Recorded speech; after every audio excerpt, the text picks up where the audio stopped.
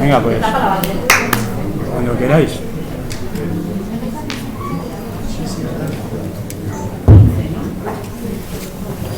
Arratsaldeon eta eskerrik asko Eraiki Arabako Errepublikar Ateneoak antolatutako solasaldi honetan gurekin egoteagatik. Buenas tardes y gracias por acompañarnos en esta conferencia coloquio organizada por Eraiki, Ateneo Republicano de Álava. Santiago de Pablo Contreras, nuestro ponente de hoy, tiene tres grandes aficiones. Una, el fútbol. Autor de la sección semanal Historias en Albiazul, sobre la historia del equipo de fútbol Deportivo Alavés en el periódico El Correo, que con el tiempo se convirtió en el libro Historias Albiazules. Otra, el cine. Especialista en la historia del País Vasco en el siglo XX y en las relaciones entre el cine y la historia contemporánea. Guionista y asesor de varios documentales históricos para cine y televisión, entre los que destaca el largometraje cinematográfico Una esvástica sobre el Bidasoa, de 2013, estrenado en el Festival Internacional de Cine de San Sebastián. Miembro de la Academia de las Artes y Ciencias Cinematográficas de España. Premio Film Historia, Universidad de Barcelona, al mejor libro de historia y cine del año 2006. Y otra, la historia. Licenciado en 1981 y doctor en 1987 en Geografía e Historia por la Universidad del País Vasco. Desde 1986, profesor de Historia Contemporánea de la Universidad del País Vasco en las facultades de Filología y Geografía e Historia y de Ciencias Sociales y de la Comunicación. Desde 2001, catedrático de Historia Contemporánea en la Facultad de Filología y Geografía e Historia de la Universidad del País Vasco en Vitoria-Gasteiz. Ha impartido las asignaturas de Historia de los Medios de Comunicación, Historia Contemporánea y Cine, Historia Contemporánea del País Vasco, Naciones y Nacionalismos en el Mundo Contemporáneo y Métodos y Técnicas de Investigación Histórica, Historia Contemporánea. Vicedecano de la Facultad de Filología y Geografía e Historia de la Universidad del País Vasco de 2000 a 2003. Sus líneas de investigación se han centrado en la historia del nacionalismo vasco, participando en los proyectos de investigación Imagen e imágenes de la inmigración vasca a América, Identidad e imaginario colectivo 1835-2002, Universidad del País Vasco 2003-2005 e Historia de la representación audiovisual de la guerra 1898-2003, Ministerio de Educación y Ciencia 2004-2007. Ganador de varios certámenes de investigación, entre los que destaca el premio de ensayo Becerro de Bengoa, otorgado por la Diputación Foral de Álava en 1995. Durante el curso 2009-2010 fue investigador invitado en el Center for Basque Studies de la Universidad de Nevada, en Reno, Estados Unidos. Autor de numerosos artículos y libros sobre la evolución histórica de Álava y del País Vasco en el siglo XX, así como sobre las relaciones entre la historia y el cine.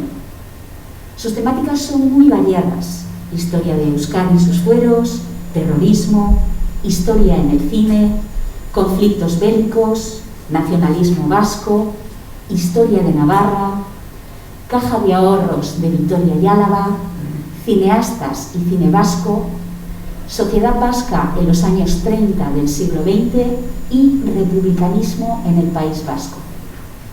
Concretamente, hoy está aquí como pionero en el estudio del republicanismo en Álava con su tesis doctoral, publicada en 1989 con el título La Segunda República en Álava, elecciones, partidos y vida política, que es el tema que trae hoy a este foro, desde donde seguimos aspirando a una sociedad mejor. Peleamos por todo lo que es noble, por la paz, la justicia y el trabajo, por la libre república del pueblo. Peleamos, peleamos. Del poeta salmantino Pedro Garcias. Y doy paso a Santiago de Pablo.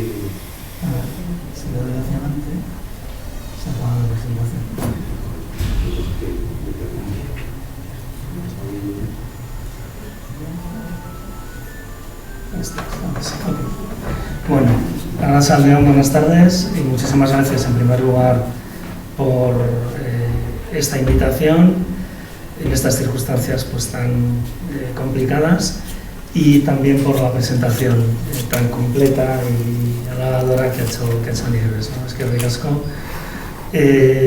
Bueno, el tema, como ha comentado Nieves, es la historia de la Segunda República en Álava, y en este sentido, en el contexto de todo este ciclo tan interesante que ha habido con otras conferencias, pues sí que quería comenzar diciendo dos cuestiones previas, ¿no?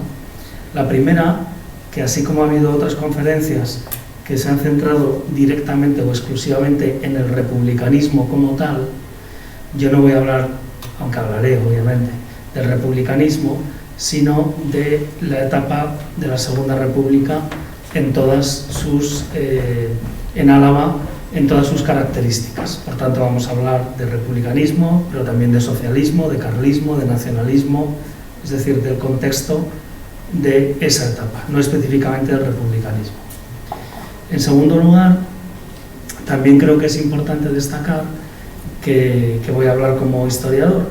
Los historiadores sabemos que tenemos que alejarnos del objeto de estudio, porque si no lo hacemos terminaremos posiblemente dando una visión deformada. Entonces, con independencia de las ideas que pueda tener cada uno, totalmente legítimas, diferentes en cada caso, cuando nos acercamos a cuestiones, sobre todo que son de historia contemporánea, pues es importante verlo siempre como, en mi caso, como historiador, como una persona que lo estudia desde fuera. Así, comencé a hacerlo, como ya se ha adelantado, hace muchos años. En los años 80, bueno, puedo hacer propaganda de mis libros porque creo que quedará alguno, pero están muy amortizados, o sea, no se me puede acusar de aprovechar la charla para hacer publicidad engañosa, porque estos libros son de los años 80. Cuando se creó la Universidad del País Vasco y empezamos una generación entonces de jóvenes, muy jóvenes historiadores, a investigar, en la época posterior, inmediatamente posterior a la transición, pues nos preocuparon, precisamente hicimos un esfuerzo muy fuerte por descubrir la historia de la Segunda República, de la Guerra Civil, del nacionalismo vasco, del movimiento obrero. Si pensamos en historiadores que algunos conoceréis, como Antonio Rivera o Javier Ugarte o yo mismo, en mi caso me acerqué a esta etapa de la Segunda República en Álava con dos libros que los he cogido para hacerles una foto y estaban ya un poco así, se había quedado ya gris el papel y estas cosas que pasan, pero que representa un poco el esfuerzo que se hizo en la transición, inmediatamente después de la transición, por recuperar el pasado desde el punto de vista histórico, el pasado reciente, especialmente la etapa de la República, la Guerra Civil y la etapa anterior, con el surgimiento del movimiento obrero y del nacionalismo vasco. Bueno, también tengo que decir que voy a entrar directamente a lo que es la historia de la Segunda República en Álava. No voy a hablar de todas las cuestiones referidas a la Segunda República en general, a sus planes de reforma, a cuestiones que, como sabemos, fueron implementadas en aquellos años y otras que apenas se pudieron implementar porque la sublevación militar y la guerra civil lo impidieron. Cuestiones como la reforma agraria, la reforma social, la separación Iglesia-Estado, el voto de la mujer, la aprobación del gobierno, la democratización de las instituciones. Todo esto, digamos, lo doy por sabido, porque sería hablar más de la República en general, y voy a hablar sobre todo, o básicamente, de cómo esto se vivió en el caso de Álava, ¿de acuerdo? O sea, que no os extrañe que no entre en cada uno de los muchos aspectos que componen la Segunda República. Simplemente, eso sí, por hacer una introducción sobre el contexto tan complejo que vivió la Segunda República y que explica en parte, en el caso de Álava ya veremos cómo esto se aplica, porque algunas cosas influyen más, otras menos, pero esto explica en parte también las dificultades que tuvo que superar el régimen republicano. Estamos hablando, en primer lugar, de una crisis económica brutal, después del crash de la Bolsa de Nueva York de 1929, que en Europa y en España en concreto afectó más tarde, con lo cual prácticamente la Segunda República, si se puede hablar así historiográficamente, tuvo mala suerte, porque coincidió con una crisis económica tremenda. Además, en una época que, a diferencia, la transición también coincidió, yo creo que lo recuerdan, desde luego los mayores sí, con la crisis del petróleo, con una crisis económica muy potente, pero la sociedad era muy distinta. El estado de bienestar, en la etapa republicana no había seguro de paro, de desempleo, no había sistema de seguridad social, es decir, una situación muy distinta a las crisis económicas que hemos conocido más recientemente. Y eso, obviamente, para un régimen que está recién creado, provoca muchísimos problemas. Tiene que resolver el día a día social y económico cuando lo que está intentando hacer es democratizar, digamos, la sociedad. Por tanto, crisis económica. En segundo lugar, otra diferencia con la transición, un contexto internacional muy complejo, en el cual en prácticamente toda Europa gran parte de la población, la mayoría de la población, pensaba que la democracia burguesa, como decían algunos, ¿no?, hablando de manera despectiva, la democracia era un régimen caduco, antiguo, del pasado, que no servía para resolver los problemas cotidianos de la gente y que había que superarlo, bien por una revolución, como se había hecho en la Unión Soviética, o bien por una dictadura fascista o semifascista, como se había hecho en Italia, como se había intentado en España, como se va a hacer en Alemania y como se hace prácticamente en toda Europa, porque es que casi no hay estados democráticos en esa época. Portugal, Yugoslavia, Polonia, es decir, la República va contracorriente. Cuando todo el mundo va contra la democracia, resulta que en España se instaura una democracia, con lo cual eso también, digamos, es muy complicado para la República. Después está también, obviamente, todas las limitaciones y contradicciones internas del propio régimen y de los republicanos.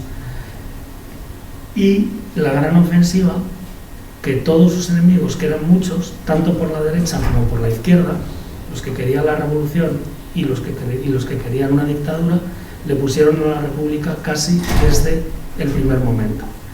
El gran problema en general de la República, y si vemos el caso de Álava, vemos que puede suceder, ya lo veremos, algo parecido, es que es muy difícil sostener una democracia sin apenas demócratas, una república sin apenas republicanos, sin gente que de verdad se creyera con lealtad que eso era la solución definitiva para los problemas de España. Y tanto por la izquierda como a la derecha había muchísimos sectores que no se creían, no repetir, que la república fuera realmente la solución a los problemas. Y eso es muy difícil sostener un régimen sin que tenga una mínima base social que lo apoye de forma leal. Eso es un poco lo que sucede. Entrando ya al caso de Álava, ¿qué Álava nos encontramos? Porque claro, la Álava de 1931, esto va al revés. Ahora sí. Bueno, tenemos alguna sombra ahí, pero supongo que se puede ver más o menos, ¿no? Por lo que veo.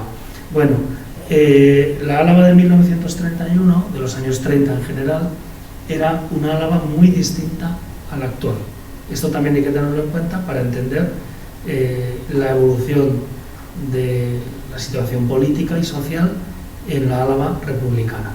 Estamos hablando de una población muy escasa, 100.000 habitantes, menos de un tercio de la población actual de Álava, una de las provincias más pequeñas, menos pobladas de España, ahora también lo es, pero en aquella época todavía más, con una población bastante concentrada en la capital, como también sucede ahora, incluso más, todavía más, 40.000 habitantes Vitoria, pero Vitoria, con 40.000 habitantes, era una pequeña ciudad de provincias, no es una gran ciudad, sino tenía esas características que pudo tener posteriormente. La economía estaba también muy poco desarrollada. Álava era una provincia pobre, ahora mismo desde hace ya 40-50 años está entre los primeros lugares del ranking de renta per cápita, etcétera. Entonces era exactamente al revés, tenía mucho menos que Vizcaya y Guipúzcoa y mucho menos renta per cápita que, aunque este término no se utilizaba exactamente entonces, pero mucho menos que la mayoría de las provincias españolas. Había un gran predominio de la agricultura, con un 48% de la población activa. Ahora la población activa dedicada a la agricultura, no he mirado los datos recientes, pero puede estar en torno al 5% en Álava, como en todas partes, es decir, ha disminuido muchísimo. En aquel momento, la inmensa mayoría de la población alavesa se dedicaba a la agricultura, es decir, algo todavía no industrializado, no desarrollado. Una gran importancia de los servicios, con el 29%, centrados en la capital, por supuesto en el comercio, pero también en algún tipo de servicios que no estaban ligados a la modernidad, como son el ejército, recuerden todos los cuarteles que había en Vitoria, la iglesia con el seminario diocesano, el obispado, el servicio doméstico. Ahora mismo también Vitoria es una ciudad de servicios. En general estamos tendiendo a mayores servicios, pero son servicios, digamos, de alguna manera modernos. En aquel momento no lo eran. Y una industria relativamente pequeña, como se puede ver, concentrada en Vitoria, donde además, salvo algunos ejemplos como Ajuria o Aranzábal, no había fábricas grandes, sino más bien pequeños talleres. Por tanto, estamos con una sociedad que no tiene nada que ver con la sociedad actual.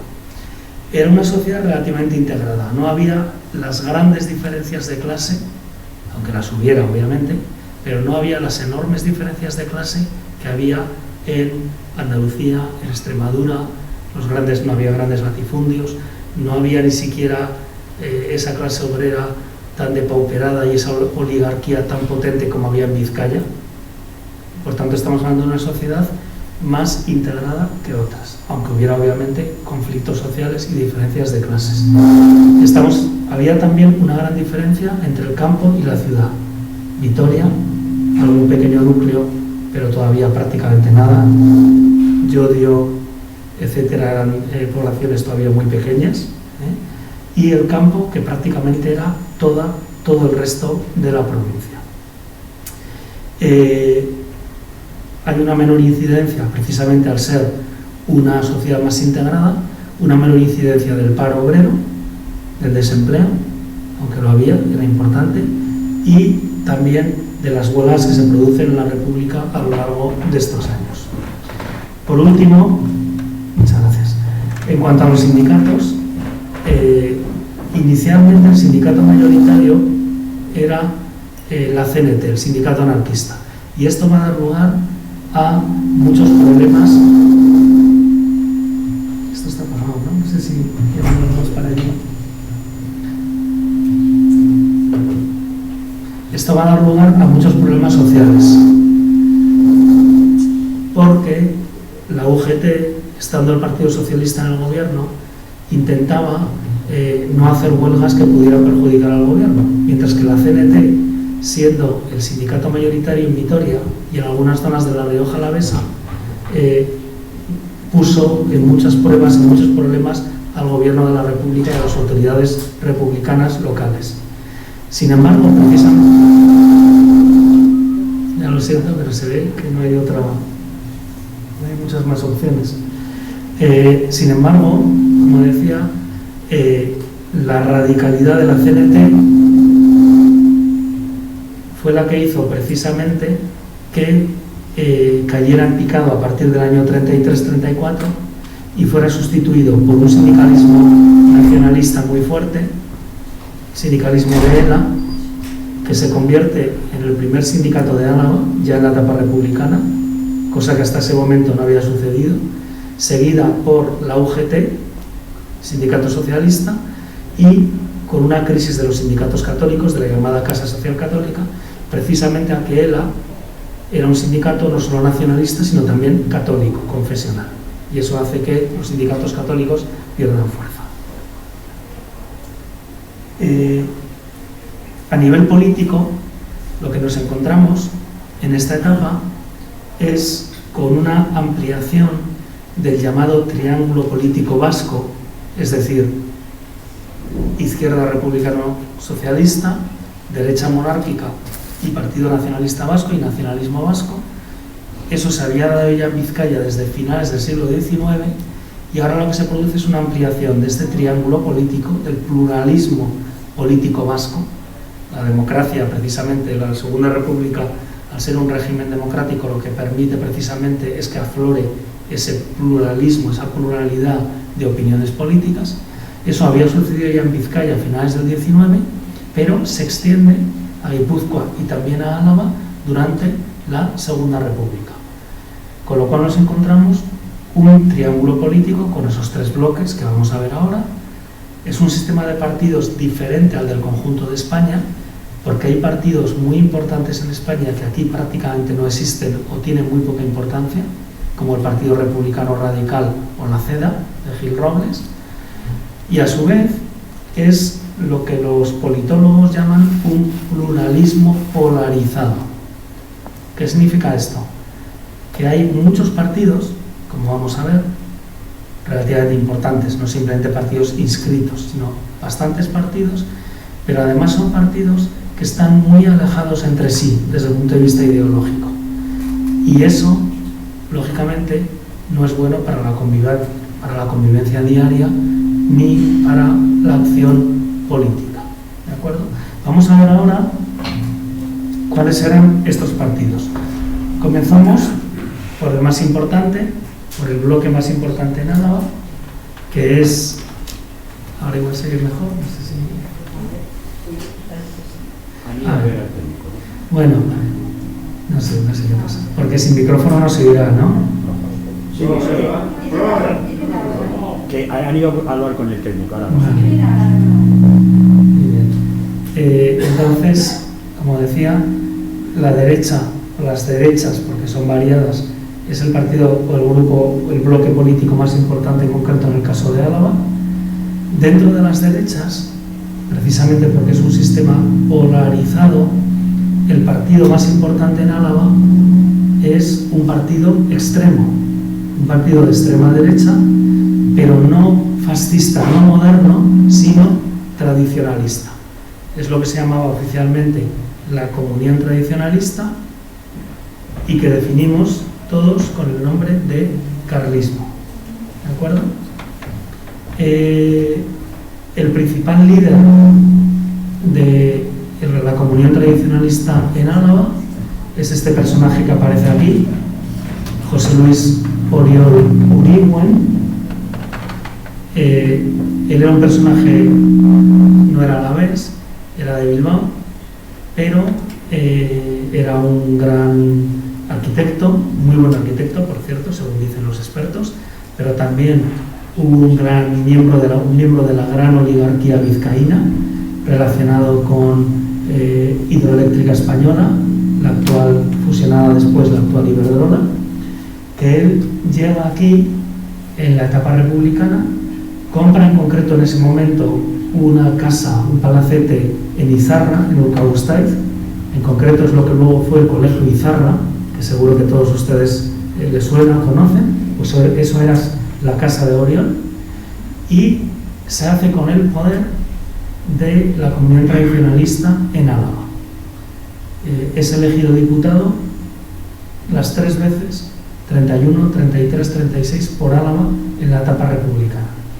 La comunidad tradicionalista era un partido entonces de base popular, formado, aunque tenía también personas de la oligarquía o de la burguesía, como Oriol, estaba formado fundamentalmente por campesinos en todo Álava, labradores, pequeños propietarios, arrendatarios, incluso también obreros en el caso de Vitoria, un partido muy interclasista, que de forma paradójica, cuando llega a la República, tiene un gran crecimiento.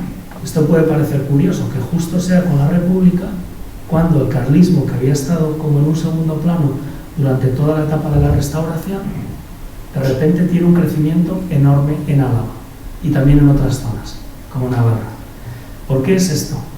Primero, porque la República es un régimen democrático, y como es un régimen democrático, deja aflorar el voto carlista que la Restauración de los Borbones de Alfonso XIII, al no ser democrático, dejaba, digamos, oculto, aunque pueda parecer paradójico.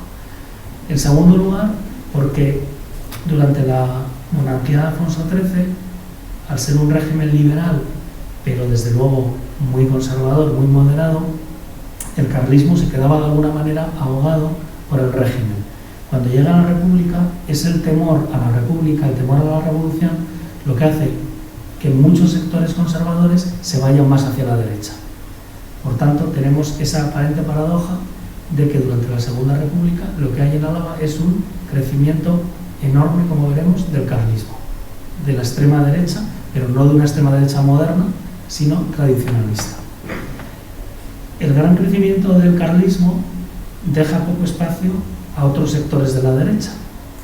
Y es lo que pasa con la CEDA, la Confederación Española de Derechas Autónomas, de Gil Robles, que es el principal partido conservador en España en estos años, pero que sin embargo en Álava durante unos años no existe, y solamente en 1936 aflora de una manera que se nos plantea la duda: ¿qué hubiera pasado? ¿Hubiera sido posible una derecha más moderada?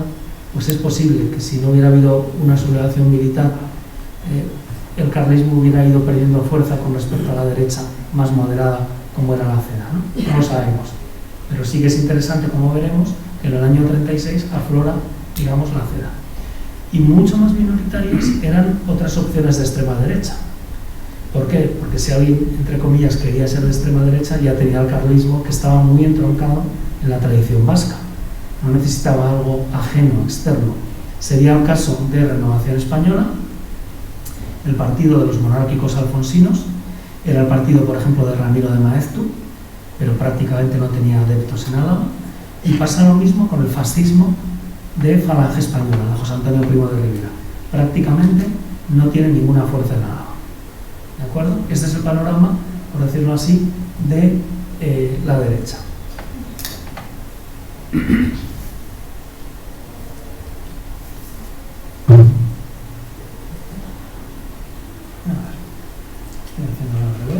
Vale, ¿qué pasa con el nacionalismo vasco? El nacionalismo vasco es otro de los grandes beneficiados por la República. En un momento de crisis, de cambios sociales, de intento autonómico, como veremos, el Partido Nacionalista Vasco, que en aquel momento casi se identifica al 100% con el nacionalismo vasco, es decir, cosa que ahora no sucede, en aquella época casi hablar de nacionalismo vasco era hablar de PNV, pues el PNV, que hasta ese momento en Álava había tenido un desarrollo más bien pequeño, tiene un enorme crecimiento, formado por personas vasquistas, moderadas, católicas, que en vez de ir hacia el carlismo van hacia el Partido Nacionalista Vasco. Un partido que empieza en 1931 situándose más bien a la derecha del arco político, pero que a partir del año 32-33 se sitúa en el centro, entre el carlismo y la izquierda, entre la derecha y la izquierda. Y eso hace, como ya he dicho, que en Álava tenga un gran crecimiento, que lleva, aunque nunca es mayoritario, que lleva a que en 1933 el PNV obtenga por primera vez en su historia un diputado a Cortes por Álava, que es Francisco Javier Landaburu, al que tenemos aquí en esta imagen, junto al Lendakari, al primer Lendakari, José Antonio Aguirre. Pero para que se hagan una idea, el PNV en el 12 de abril de 1931 no tuvo ni un solo concejal en Vitoria. Es decir, al inicio de la República era muy débil. Es precisamente la oportunidad que le da la República la que hace que crezca también de una manera distinta a como lo hace el carlismo. Y por último, hay que destacar la aparición en 1930 del primer partido nacionalista vasco de izquierdas. Se trata de Acción Nacionalista Vasca, ANV. Es una izquierda muy moderada, hoy diríamos que es un centro-izquierda, pero que más o menos vendría a corresponder a lo que es la izquierda republicana de Azaña en el caso español. Una izquierda no socialista, sino una izquierda democrática moderada. Incluso más moderada a nivel ideológico que algunos partidos republicanos españoles. Por ejemplo, en la cuestión religiosa, que es una de las cuestiones claves de la República, decía que era laica, pero no laicista, pero no anticlerical. Se situaba entre el confesionalismo del PNV y el anticlericalismo de algunos partidos de izquierda, ¿vale? Fue un partido muy minoritario, y formado por una base social más burguesa que el PNV, que era un partido interclasista. Pertenecieron a él algunas de las familias o personajes de algunas de las familias de siempre de Vitoria, ¿no? Como los Buesa, los Apraiz, es decir, una serie de personajes, pero más bien de unas profesiones liberales, burguesía media, ¿no? Incluso, como se ha mencionado antes, lo del Deportivo Alavés, el que fue entrenador y alma mater del Alavés, Amadeo García de Salazar, miembro del primer Comité Nacional de ANV, lo cual no le impidió ser a la vez, desde 1933, seleccionador español de fútbol, seleccionador de la selección española de fútbol. Por último, tenemos la izquierda con dos elementos. Por una parte, los partidos republicanos y por otra parte, las izquierdas obreras. Los partidos republicanos crecieron mucho también durante la Segunda República, con una gran fuerza en la capital, en Vitoria, y en la Rioja Alavesa, en algunas zonas de la Rioja Alavesa. Sin embargo, prácticamente no tenían implantación en la Álava rural. En algunos lugares sí que tenían algún concejal o alguna implantación, pero en general era una implantación muy centrada en Vitoria y en parte de la Rioja Alavesa. Aquí tenemos uno de los ejemplos, Teodoro Olarte, presidente de la gestora de la Diputación, asesinado en 1936, que es uno de los elementos clave del republicanismo burgués, como se llamaba entonces, en Álava. Su base social era interclasista, pero más bien centrada en pequeños comerciantes, profesiones liberales, empleados, etcétera, etcétera. El gran problema del republicanismo en Álava fue su falta de unidad. Prácticamente empezaron unidos en el año 31, pero prácticamente enseguida empezaron las divisiones de los partidos republicanos y las divisiones dentro de los partidos republicanos. Estaba por un lado el Partido Republicano Radical, de Alejandro Lerroux, que aquí estaba representado por Luis Dorao, maestro, tiene todavía el colegio que se le puso en los años 60, Luis Dorao, el Partido Republicano Autónomo, con el alcalde Teodoro González de Zárate y con Teodoro Olarte, Acción Republicana, con Tomás Alfaro Fournier, el Partido Republicano Radical Socialista, con Félix Usaeta, con la familia Castresana, que igual les suena por la tienda que tenían de tejidos en la Virgen Blanca, en la Plaza de España Virgen Blanca. Bueno, como vemos, son muchos partidos para repartirse muy poco, pero es que además dentro de ellos, a su vez, estaban muchas veces con falta de unidad, como sucedió sobre todo con los radicales socialistas, que en un momento determinado llegó a haber 3 partidos republicanos radical socialistas en España y en Álava, ¿no? El Partido Republicano Radical Socialista Ortodoxo, el Partido Republicano Radical Socialista Independiente y la Izquierda Radical Socialista Republicana. Es muy difícil sostener un proyecto si estás, digamos, peleándote internamente, ¿no? Sin embargo, a partir de 1934, los republicanos se dieron cuenta de este problema e intentaron recomponer, digamos, su mapa. ¿Cómo? A nivel español, y también aquí, con la creación de Izquierda Republicana de Manuel Azaña, en el cual se integran casi todos estos partidos, salvo los radicales y parte de los radicales socialistas. Sin embargo, a la vez, también se crea Unión Republicana de Martínez Barrio, de Diego Martínez Barrio, que aquí tuvo muy poca fuerza. Aquí realmente en Álava, a partir del año 34, se consigue que el republicanismo se vuelva a unir, vuelva a crecer en torno a Izquierda Republicana. Y por último tenemos las izquierdas obreras, representadas básicamente por el Partido Socialista. El Partido Socialista era un partido muy pequeño, prácticamente solamente tenía fuerza también en Vitoria y en la Rioja Alavesa. Cuando digo muy pequeño es que pudo tener 80 afiliados, 60, pero tenía una gran fuerza obrera por la presencia de la UGT.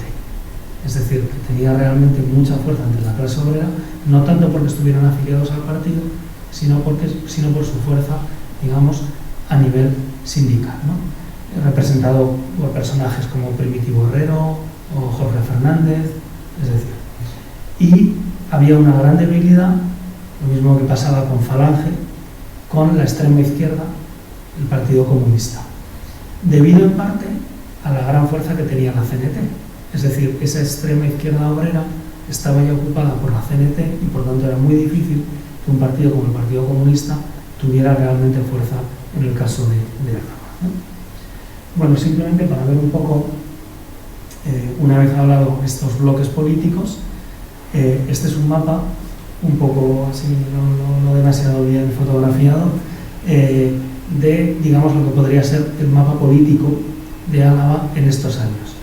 Vemos la gran fuerza del carlismo, que está en blanco, donde incluso en Vitoria, en grandes zonas de la Rioja Alavesa, en parte del Valle de Ayala, es el partido mayoritario. A la vez vemos cómo, no sé si se observa bien, entre el gris y el negro, pero bueno, se ve cómo la izquierda republicano-socialista se concentra en Vitoria y en la parte occidental de la Rioja Alavesa, y luego hay una serie de zonas donde el PNV ya se ha convertido en mayoritario.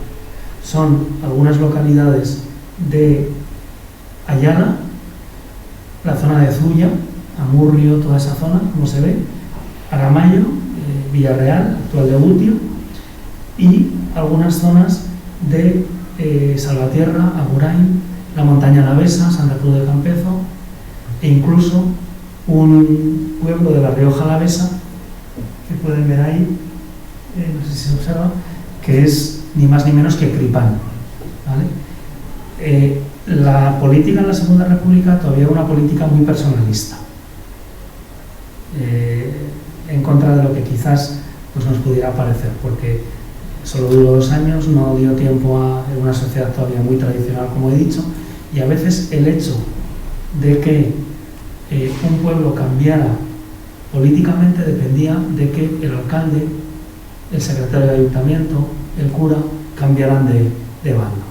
Y en el caso de Cripán hubo básicamente un alcalde, es un pueblo muy pequeño, igual conocerán, con 2 apellidos que se repiten todos entre ellos, Marañón y no me acuerdo cuál es más. Bueno, pues el alcalde, digamos, se hizo nacionalista y a partir de ese momento todo el pueblo era nacionalista, ¿vale? Son cosas que hoy nos pueden llamar la atención, pero que en aquella época existían así, ¿no? Bueno, los grandes cuestiones de la República, también para verlo así, bueno, este es Teodoro González de Zárate, es un cuadro que me ha pasado José María Palacio, pintado por Tomás Alfaro, que aparte de ser teniente alcalde del Ayuntamiento de Vitoria y líder de Izquierda Republicana, era pintor. Tiene la calle Tomás Alfaro, por la cual se le recuerda todavía hoy, ¿no? Bueno, entonces tenemos esas grandes cuestiones que se debaten en la República, que no me da tiempo a entrar en ellos. Forma de gobierno, república o monarquía, cuestión religiosa, clericalismo, anticlericalismo, cuestión social, revolución, reforma o contrarrevolución, y cuestión vasca, autonomía o centralismo, porque entonces nadie planteaba la independencia. El tema era estatuto de autonomía, sí o no. Vamos a ver un poco, porque no quiero alargarlo demasiado, y hay que acabar pronto además, la evolución cronológica de la República, del 31 al 36, qué es lo que va pasando en Álava. Bueno, la República, como sabemos, se proclama el 14 de abril del 31, después de las elecciones municipales del 12 de abril del 31, que en las capitales de provincia, en la mayor parte de las capitales de provincia de España, dan el triunfo a la coalición republicano-socialista. Anteriormente se había intentado proclamar la República por medio de una sublevación militar, la sublevación de Jaca y Cuatro Vientos de diciembre de 1930, en la cual fueron fusilados después los cabecillas de este golpe de Estado, esta sublevación militar en Jaca, que fueron Galán y García Hernández. He señalado aquí porque García Hernández, que aparece a su derecha, era de Vitoria, había nacido en Vitoria. Un poco de casualidad, él era de una familia militar y, como pasa con los militares o hijos de militares, van naciendo en lugares distintos. Pero García Hernández, uno de los héroes y mártires, porque fue luego, después de la sublevación, en diciembre del 30, fue juzgado por un tribunal militar y ejecutado, había nacido en la calle Rioja, en Vitoria. O sea que hay esa conexión directa con la sublevación de Jaca de 1930. Pero ese intento de llegar a la República de la misma manera que se hacía en el siglo XIX, por pronunciamientos militares, fracasa, y son las elecciones municipales del 31 las que hacen que el rey sea consciente de que no tiene el apoyo del pueblo y, sin renunciar al trono, marcha al exilio y se proclama la Segunda República. Significativamente, hay muy pocas capitales de provincia donde no triunfan los republicanos, la izquierda republicano-socialista, el 12 de abril de 1936. Son 4 o 5. Entre ellas está Vitoria. En Vitoria, por muy poquito, pero triunfan los monárquicos. Sin embargo, el gobierno provisional de la República decide repetir parcialmente las elecciones del 12 de abril en Vitoria, lo mismo que hacen otros lugares donde había ganado la derecha, como Pamplona, donde también ganaron los monárquicos, y en esas elecciones los monárquicos se celebran en mayo. Los monárquicos están muy desanimados, tan desanimados que ni se presentan a las elecciones, y eso permite que la izquierda republicano-socialista se haga con el control del ayuntamiento, y Teodoro González de Zárate es elegido alcalde de Vitoria a partir de esta etapa. Eso también permite que entren 3 concejales del PNV, pero en el 12 de abril no había entrado ninguno. La República, los republicanos, también controlan no solamente el ayuntamiento de Vitoria, sino también la Diputación de Álava, presidida, como he dicho antes, por Teodoro Olarte, los 2 asesinados, tanto Olarte como González de Zárate, después del inicio de la Guerra Civil. Digo asesinados porque sin ningún tipo de juicio ni nada, no es ningún por muy así que fuera, ¿no? En el caso de la Diputación, esto es así porque durante la República no hubo elecciones a las diputaciones. Las diputaciones las nombraba, por eso se llaman gestoras, las nombraba directamente el gobierno. Si cambiaba el gobierno, era una especie de gobernador civil. Cambiaba también el presidente de la gestora. En parte porque la República no se atrevió a hacer elecciones democráticas una vez que empezó de las diputaciones, por temor, digamos, a perder el control de la situación. Entonces, en ningún caso, hasta el año 36, no se hicieron. La República, como vemos aquí en este titular de La Libertad, el diario de Vitoria, el republicano de Vitoria, fue recibida en Álava, a pesar de ser una provincia conservadora. Fue recibida con entusiasmo por parte de muchos y con aceptación por parte de la mayoría. No hubo un sentimiento contrario. Más bien, inicialmente, hubo una sensación de entusiasmo o de aceptación en todos los sectores, desde sectores populares, los carlistas no es que estuvieran muy contentos, pero como digo, lo aceptaron. ¿Por qué? Porque la monarquía de Alfonso XIII se había metido a sí misma en un callejón sin salida. Todo el mundo era consciente de que la situación era insostenible y hacía falta un cambio. El primer cambio había sido la dictadura de Primo de Rivera. Ante la crisis de la monarquía, resolvemos el asunto con una dictadura militar.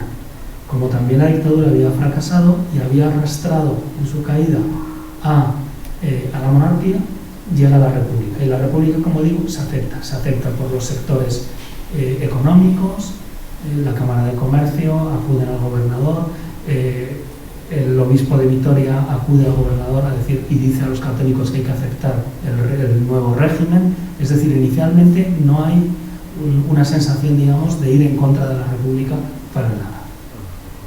Luego las cosas, obviamente, cambiarán. Comienza el llamado los inicios de la República, el primer bienio, y nos encontramos con una cuestión que es clave para entenderlo: la unión entre el problema autonómico y el problema religioso, el llamado Estatuto de Estella de junio de 1931. Es un proyecto de estatuto para las 4 provincias, incluyendo a Navarra, pero que solo es apoyado por el PNV y por las derechas. ¿Por qué?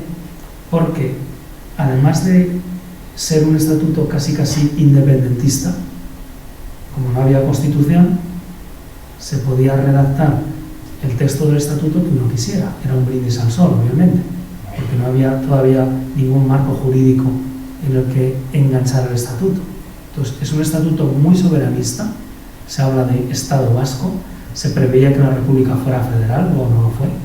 Entonces, por eso es un estatuto muy soberanista, pero que, entre otras cosas, incluye que la cuestión religiosa va a depender no del Estado central, sino del Estado vasco. Y se dice expresamente que el Estado vasco podrá firmar un concordato, un acuerdo con el Vaticano, con la Santa Sede. Esto es lo que hizo que el socialista Indelencio Prieto dijera que esto era un intento de convertir a Euskadi en un Gibraltar vaticanista. Es decir, defender a la Euskadi católica conservadora, de las reformas de la Segunda República. Lo mismo que había un Gibraltar británico en el sur, un Gibraltar del Vaticano en el norte. Lógicamente era un estatuto que las izquierdas, que tenían en su programa la separación Iglesia-Estado, medidas laicistas o incluso anticlericales, no podían aceptar. Sin embargo, el carlismo, olvidándose de que era un estatuto muy soberanista, hubo carlistas que en aquella época casi parecían más independentistas que el PNV, porque hablaban de Euskadi de una manera que uno dice, bueno, ¿esto qué es, no? Por la cuestión religiosa. Al PNV le interesaban las dos cuestiones, la religiosa y la autonómica. Al carlismo le interesaba más la cuestión religiosa que la autonómica, pero en estos momentos se une, y por eso este estatuto en Navarra no tiene ningún problema. La mayoría de los ayuntamientos navarros que son carlistas lo apoyan para ir con el País Vasco sin ningún problema. ¿De acuerdo? Entonces, esto provoca una gran tensión, porque las izquierdas ven que el PNV y el carlismo están intentando, dicen ellos, conspirar contra la República, convirtiendo a Euskadi en una especie de núcleo antirrepublicano. Y se empiezan a ver tensiones muy fuertes en las cuales se mezcla lo político, lo autonómico, con lo religioso. En medio de esta situación, el gobierno decide expulsar de España al obispo de Vitoria, Mateo Mujica, que vemos aquí, acusándole, pues sabemos que esto no es cierto, de haber convertido una visita pastoral que hizo en mayo del 31 en propaganda antirrepublicana. Como digo, él había aceptado a la República, pero antes de la República, antes del 12 de abril, sí que había escrito una carta pastoral en la que criticaba a los republicanos que se presentaban a las elecciones. Entonces, digamos, los republicanos se habían apuntado a esto y una vez que están en el poder deciden expulsarle sin ningún mandato judicial. En aquella época esto ahora mismo sería impensable, ¿no?, que se hiciera, pero En aquella época el gobierno decide expulsar a un ciudadano del país y le pone en Francia, con gran pena por parte del gobernador civil de Álava, un republicano, Gabriel Martínez de Aragón, que, como dice el propio obispo en una informe al Vaticano, es un republicano católico, tan católico como los carlistas, pero recibe la orden del gobierno de expulsarle de España y lo lleva con todo tipo de consideración, por supuesto, a la frontera. No puede volver hasta 1933, en que el gobierno de Azaña le permite la vuelta otra vez a su diócesis, ¿no? Bueno, pero vemos un poco esta situación complicada.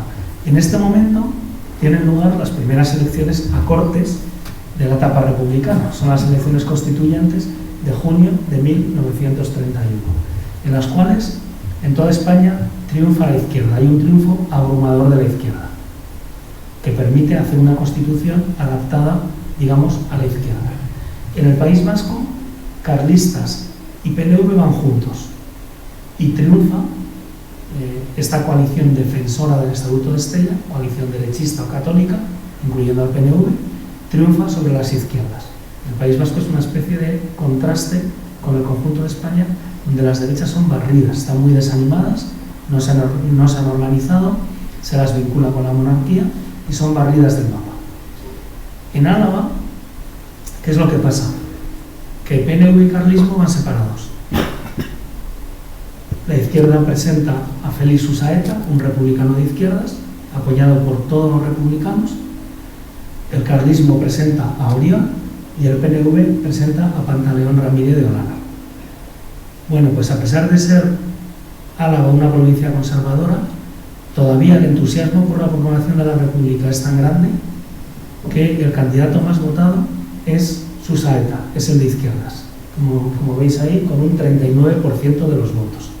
Es cierto que si PNV y carlismo hubieran ido unidos, como pasa en Guipúzcoa, en Vizcaya y en Navarra, hubieran ganado las elecciones, como se puede ver ahí perfectamente.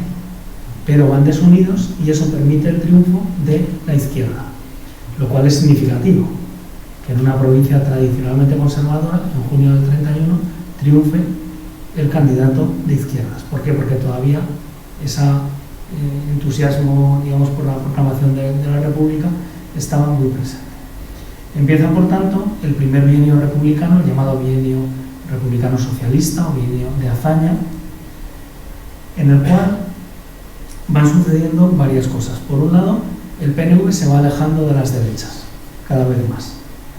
Por otro lado, el Estatuto de Estella, ese estatuto que solo apoyaba las derechas, y el PNV, fracasa porque es anticonstitucional, lógicamente. Y eso hace que se redacte un nuevo estatuto, es el llamado Estatuto de las Comisiones Gestoras de las Diputaciones, que ya es un estatuto constitucional, o sea, adaptado a la Constitución, por tanto con menos autogobierno. Ya no se habla de Estado vasco, sino de región vasco-navarra, con este nombre vasco-navarro, para integrar a Navarra. Es un estatuto promovido más por la izquierda, pero que el PNV acepta, porque para ellos lo más importante era conseguir el estatuto, aunque fuera un estatuto de mínimos y no de máximos como el Estatuto de Estella. Sin embargo, este estatuto vasco-navarro fracasa porque en 1932, junio de 1932, la mayoría de los ayuntamientos navarros votan en contra de integrarse en el estatuto. Y por tanto, hay que empezar de nuevo. Hay que adaptar el estatuto a las tres provincias, permitiendo, tal como sucede en la actualidad, que en cualquier momento Navarra se pueda integrar en el futuro, si así lo deciden sus representantes. El mismo sistema que existe ahora. Como sabéis, en cualquier momento Navarra, si mayoritariamente lo decidiera, podría integrarse en el Estatuto de Guernica. A su vez, en el caso de Álava,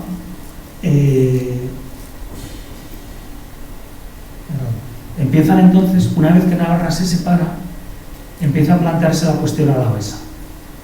Oriol y los carlistas dicen, vale, antes en un estatuto vasco-navarro nosotros nos sentíamos cómodos. Álava se sentía cómoda, porque frente a Vizcaya y Guipúzcoa, más ricas, industriales, marítimas, nacionalistas de izquierdas, había dos provincias más pobres, agrícolas, interiores, carlistas.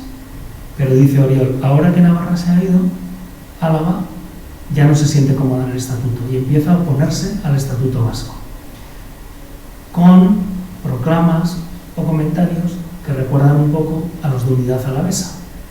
El separatismo, la fuerza de Bilbao, el euskera, es muy significativo todo esto, ¿no? Entonces, a su vez, se van produciendo una serie de problemas en Álava en el primer bienio. Primero, problemas sociales provocados por la CNT, que ya he dicho que es el sindicato mayoritario, con huelgas como el de los cuarteles que ven aquí. Estas son las actuales casas de la caja de la Plaza de los Fueros, donde estaba la caja de ahorros, donde está la sala de exposiciones de la caja. Esto es lo que están construyendo.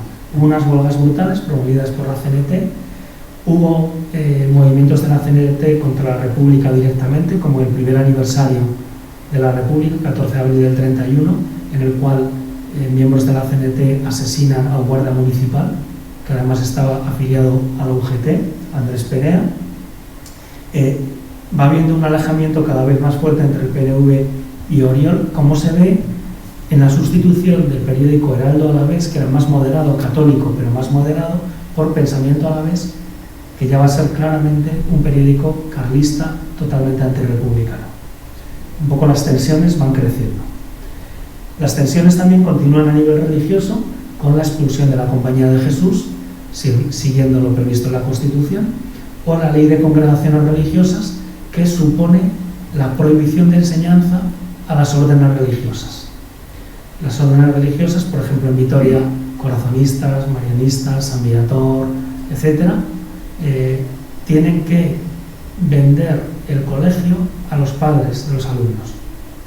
Ellos, la Constitución prohíbe que las órdenes religiosas tengan colegios. Lo que hacen es vender el colegio a los padres de los alumnos. Los colegios cambian de nombre. Por ejemplo, este es el colegio Minerva, que es marianistas. El colegio corazonistas fue Francisco de Vitoria. San Viator, Colegio de la Paz, porque estaba en la calle La Paz, donde estaba el Corte Inglés, en esa zona, y de Endaraba. Bueno, a su vez, los padres, estas nuevas sociedades, contratan como profesores, pero ya independientes, a los religiosos. Pero son colegios oficialmente laicos. Y a su vez, hay una gran división, como he dicho antes, de la izquierda, que está muy presente en el Ayuntamiento de Vitoria. La izquierda tenía la mayoría, pero en vez de dedicarse a veces a, digamos, plantear su programa político, a veces se dedican a luchar entre ellos. El estatuto sigue su curso. En noviembre del 33 tiene lugar ya el referéndum del estatuto, que se aprueba por gran mayoría en Vizcaya y Guipúzcoa, y que sin embargo en Álava queda aprobado, pero con una gran abstención y bastantes votos negativos, precisamente por la oposición del carlismo, que era mayoritario, al estatuto. Y esto va a tener problemas en el futuro. No me detengo ahí, para ir adelantando. Llegamos al segundo bienio, el llamado bienio rectificador o bienio radical cedista, el Partido Radical y de la CEDA, del centro derecha, en el cual, en las elecciones de noviembre del 33, en toda España hay un vuelco, y ahora quien gana es la CEDA y el Partido Radical, o sea, la derecha católica pero moderada, y el republicanismo de centro derecha, de Lerroux, el Partido Republicano Radical. ¿Qué es lo que pasa en el País Vasco? En el País Vasco gana el PNV, es su gran victoria electoral. ¿Y qué es lo que pasa en Álava? Lo que pasa en Álava, como vemos aquí, es que Oriol prácticamente barre, tiene un 52% de los votos, el carlismo. El segundo partido es el PNV, con casi un 30% de los votos, con Landabo. Pero es que el candidato de la izquierda, Susaeta, tiene solo un 12%. Es la primera vez que votan las mujeres. A veces se ha achacado en elecciones generales, a veces, como sabéis, se ha achacado el triunfo del centro-derecha en el año 33 a la presencia del voto de las mujeres, pero esto no es verdad. No es verdad, primero porque hay estudios que lo corroboran, y los estudios dicen que las mujeres votan más o menos igual que los hombres en esta época, pero es que en el año 36 triunfa el Frente Popular y también votan las mujeres. Por tanto, no tiene nada que ver con esto. Tiene más que ver con los errores cometidos por la coalición republicano-socialista en el primer bienio. Y la prueba la tenemos en que Susaeta, votando a las mujeres, es decir, habiéndose doblado el censo, saca menos de 5.000 votos. En el año 31, con la mitad del censo, saca 10.000 votos. Es decir, más de la mitad de las personas que habían votado a la izquierda en el año 31 no quieren votar. De los hombres, sin contar las mujeres que votaron a la izquierda, es decir, ahí hay otro problema. Y como veis, también se nota la división de la izquierda, porque hay un candidato del Partido Radical, republicano radical, de centro, hay un candidato radical socialista, Castresana, que se retira y por eso tiene tan pocos votos, y hay un candidato comunista, Blas Quintana, que saca solo 109 votos. Como veis, la fuerza del Partido Comunista. Comienza el segundo bienio, del 33 al 35, en el cual podemos señalar algunos elementos. Primero, el fracaso del Estatuto Vasco en las Cortes por la cuestión alavesa, porque Oriol y la derecha empieza a decir que Álava ha votado en contra del Estatuto y que, por tanto, Álava no debe entrar en el Estatuto Vasco. Así como aceptar un estatuto para Navarra sería posible, un estatuto solo para Vizcaya y Guipúzcoa, obviamente el PNV no lo va a aceptar. Entonces el Estatuto Vasco se queda atascado en las Cortes porque no se ponen de acuerdo sobre la cuestión alavesa. Continúan las tensiones sociales, como el movimiento revolucionario de la Bastida de diciembre del 33, anarquista, ahora hoy muy desconocido, en las cuales se asalta el cuartel de la Guardia Civil, se mata a un guardia civil, se quema el archivo municipal. Pensaban que el comunismo libertario se estaba proclamando en toda España, pero se dan cuenta de que no es así, de que están solos, y los revolucionarios huyen a la Sierra de Cantabria, donde son atrapados y algunos de ellos juzgados y condenados a muerte, pero indultados, y sin embargo algunos son asesinados en la guerra civil. Se reorganiza, como ya he dicho, la izquierda republicana, y hay un alejamiento entre el PNV y las derechas, como se ve en el movimiento de defensa del concierto económico del año 34. Es un tema un poco complicado que no me da tiempo a entrar, relacionado con una cuestión de Hacienda que desde la izquierda y el PNV se entiende que es un movimiento contrario o una legislación contraria al concierto económico. En concreto eran impuestos sobre el vino. Quitar impuestos sobre el vino. Entonces era para favorecer a las regiones vinícolas. En la Rioja Alavesa, por ejemplo, la izquierda está a favor de esto, pero en el resto del País Vasco, como los ayuntamientos cobraban impuestos indirectos, impuestos de consumo del vino, entienden que se van a quedar sin ingresos. Y entonces los ayuntamientos de izquierdas y del PNV inician un movimiento contra el gobierno, contra el Ministerio de Hacienda, para que mantengan los impuestos sobre el vino. Es curioso porque la izquierda, que es muy fuerte, ya he dicho antes, en la Rioja Alavesa, ahí sin embargo obviamente está en contra de la izquierda en Vitoria, está a favor de quitar los impuestos al vino. Bueno, esto termina, que en principio parece una tontería, pero se convierte en un problema político muy fuerte, que termina con la destitución de la mayoría de los ayuntamientos vascos, todos los nacionalistas y de izquierdas. En Álava, como había muy pocos, y la mayoría de izquierdas estaba en la Rioja Alavesa, son muy pocos los ayuntamientos que se destituyen, pero el Ayuntamiento de Vitoria, el gobierno lo destituye y pone también una gestora, o sea que es una cuestión hasta el año 36 que se recupera. Bueno, y por fin, en octubre del 34 llega la Revolución Socialista de octubre del 34, que como sabéis tiene mucha fuerza en Asturias, en Vizcaya, en algunas zonas de Guipúzcoa, toda la cuestión catalana, pero que en Álava significativamente prácticamente no tiene incidencia. ¿De acuerdo? A su vez, entra en crisis el gobierno de centro-derecha, el gobierno radical-cedista, y hay un desprestigio del Partido Radical con las cuestiones de corrupción, el extraperno, etcétera, que significativamente tienen su repercusión en Álava con el affair del sanatorio de Leza, sanatorio que todos conocen, ¿no? Era un sanatorio antituberculoso, ahora es un centro médico de Osakidetza en la Rioja Alavesa. Bueno, pues lo promueve la gestora del Partido Radical, Luis Dorao, y desde la izquierda se le acusa de ser una cuestión de corrupción, de haber aprovechado fondos públicos para contratar a gente próxima al Partido Radical para construir el sanatorio de Leza. Entonces es interesante cómo ese desprestigio del Partido Radical a nivel general en toda España, con cuestiones de corrupción, de extraperlo, etc., en el caso de Álava también tiene su repercusión con el affair del sanatorio de Leza, que es una de las cosas que hacen que Dorao quede también desprestigiado con el Partido Radical. Finalmente, la crisis, lo mismo que había pasado en el año 33, en el año 36, 35, la crisis de la CEDA y del Partido Radical, hace que se convoquen nuevas elecciones. Son las elecciones en las que en España triunfa el Frente Popular. En el País Vasco el PNV baja de votos, pero sigue siendo el partido más importante. Y en Álava lo que se produce es una bajada del carlismo, con Oriol, pero sin embargo sigue siendo el partido más importante, 37% de los votos, un ascenso de la izquierda con Ramón Biguri, con el Frente Popular, que se queda en segundo lugar con el 22% de los votos, y muy cerca se sitúan el PNV, Landaburu y la CEDA, con Flórez Estrada, que como he dicho de repente emerge, con el 20% de los votos. Aunque el Frente Popular sube, fíjense que incluso en un momento tan bueno para la izquierda como es el año 36, sumando todos los partidos, digamos, de centro, de derecha y de centro, tienen el 80, el 78% de los votos. Entre el PNV, que está en el centro, católico, la CEDA y la Comunión Tradicionalista. Esto nos dice mucho de cómo era la situación en Álava en esos momentos.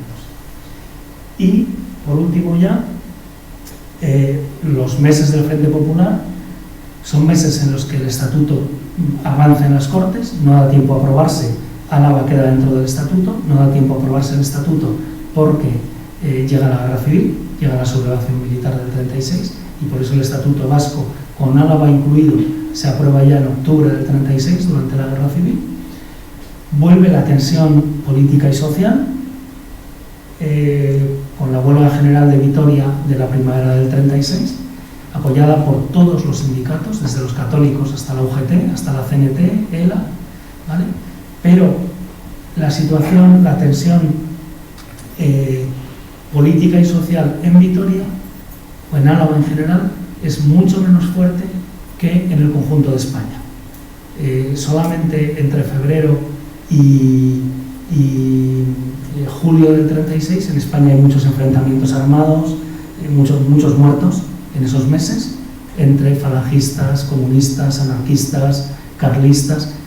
En Álava casi se puede decir que es, entre comillas, un oasis, una sociedad mucho más tranquila. Sin embargo, a la vez no era tan oasis. ¿Por qué? Porque el carlismo estaba preparando la sublevación cívico-militar que va a estallar el 18 de julio del 36 y que, como fracasa, va a llevar a la guerra civil. En resumen, la situación en Álava, como vemos, es una situación de tensión, pero desde luego no tiene nada que ver con lo que sucede en el conjunto de España, donde la República es mucho más problemática. El propio Tomás Alfaro dice en su diario que Álava ha sido un oasis en medio de la situación republicana, pero ello no quita para que se manifestara el gran problema que tuvo la República aquí y que podemos ver perfectamente en este cuadro, y es que es una república sin casi republicanos, solamente con un 22% de voto al Frente Popular, que es muy poco para sostener, lógicamente, una república democrática. Nada más, muchas gracias.